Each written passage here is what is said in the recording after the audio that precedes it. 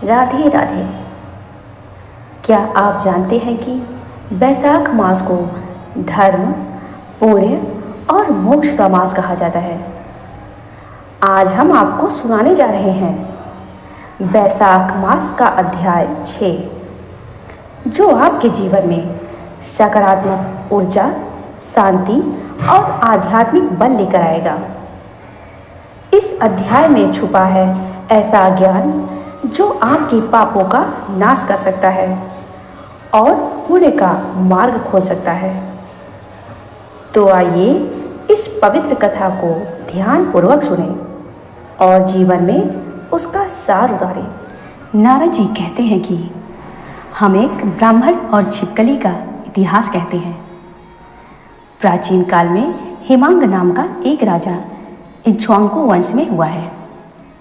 उस वंश के राजा ने अन्नदान नहीं किया, इसी से उसने चातक व छिपकली का जन्म लिया। वह निर्धन व निर्बल ब्राह्मणों की बहुत सेवा किया करता था, लेकिन विद्वान व तेजस्वी वेद पाठी ब्राह्मण की सेवा नहीं करता था। जो वस्तु स्वयं सुलभ है उसका दान नहीं करता था। उसका कहना था कि दुर्लभ वस्तु का दान उत्तम होता है। वह ब्राह्मणों का बड़ा भक्त, किसी की निंदा न करने वाला, शत्रुओं पर विजय पाने वाला तथा जितेंद्रिय था। उसने इतने यज्ञ किए कि कुशाओं से पृथ्वी पर कुशा ही कुशा दिखाई देने लगी। उसने गौ भूमि तथा स्वर्ण का दान देकर अनेक ब्राह्मणों को प्रसन्न किया। कोई ऐसा दान नहीं जो उसने न किया हो। परंतु कभी बैसाख मास में जल दान नहीं किया। वह कहता था कि अलभ्य वस्तु दान करने का फल होता है, जल तो सहज में ही लभ्य है।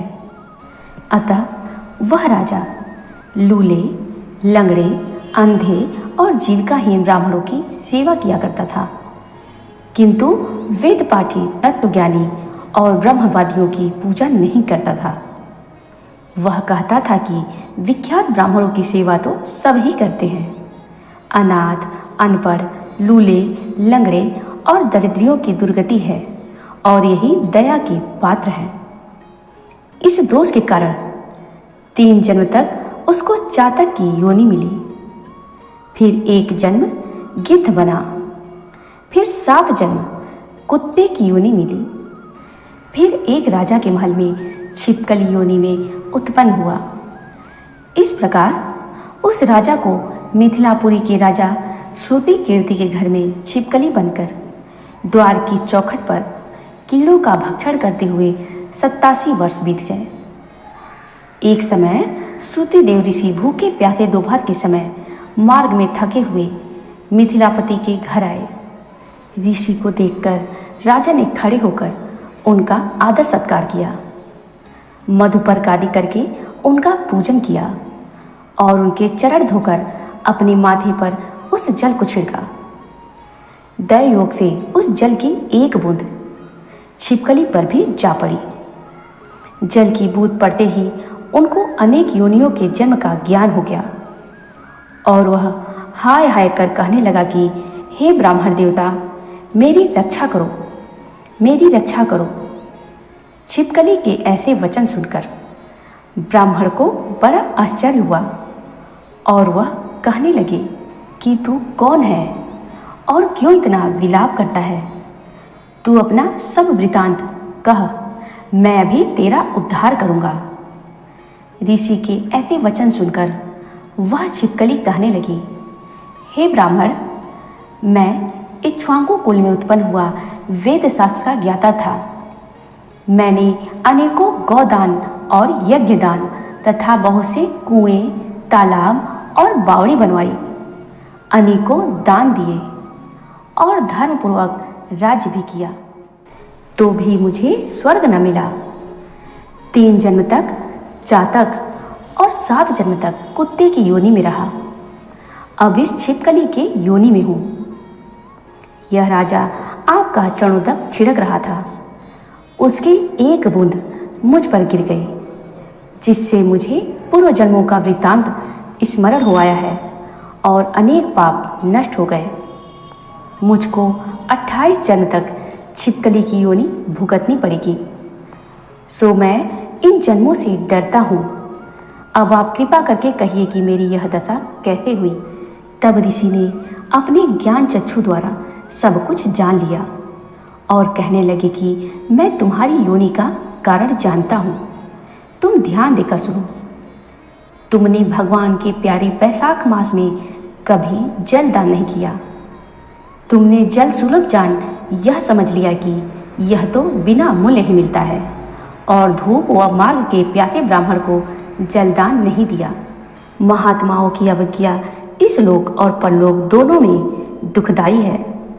सज्जनों की पूजा ही धर्म, अर्थ, काम और मोक्ष देने वाली है। इस प्रकार बहुत से कर्तव्य को नहीं देखते। जैसे मंद आदमियों की संगति से कुछ फल नहीं मिलता, वैसे ही तीर्थ और मूर्तियों से भी तत्काल कुछ फल नहीं मिलता, परंतु महात्मा तो दर्शन मात्र से ही पवित्र कर देते हैं। साधु सेवा से कोई सज्जन दुखी नहीं होता। तुमने न तो जल दान किया, न ही साधुओं की सेवा की, इसी कारण तेरी यह दुर्गति हुई। अब मैंने जो बैसाख मास में पुण्य किया है वह तुम्हें दूंगा।